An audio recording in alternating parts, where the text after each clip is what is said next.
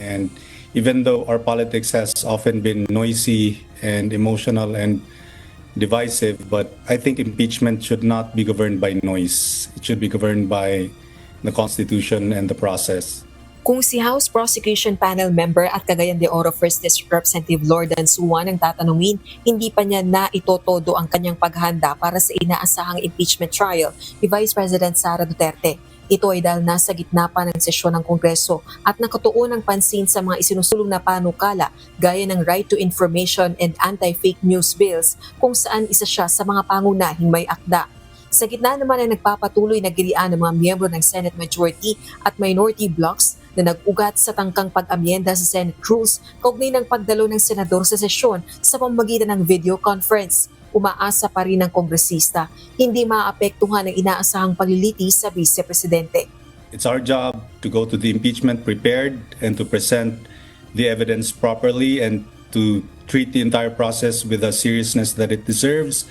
But it's still our job to be lawmakers, to continue making laws. So hindi na po kami makikialam dyan.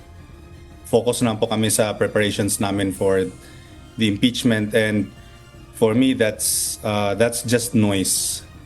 Kailangan po natin bumalik sa Constitution, sa proper na process, and of course sa evidence. Doon lang po muna kami mag-focus. Subalit para kay House Deputy Minority Leader at ACT Teachers Party List Representative Antonio Tino, dapat mag-ayos sa mga senador sa kanilang hanay.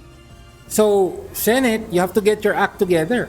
No? At hindi dapat, yung bangayan ng Senado ay hindi dapat makahadlang sa paggampan nila ng kanilang tungkulin para litisin ang impeached official, in this case the Vice President. Hanggang June 5, 2026 na lang ang sesyon sa Kongreso bago tuluyang magsara ang first regular session. Kaya naman nagmamandali na rin ang mga kongresista sa pagpasa ng mga panukalang prioridad ng administrasyon. Rosa Licoz, UNTV News and Rescue. Diyos ang aming sandigan, serbisyo publiko ang aming pinahahalagahan.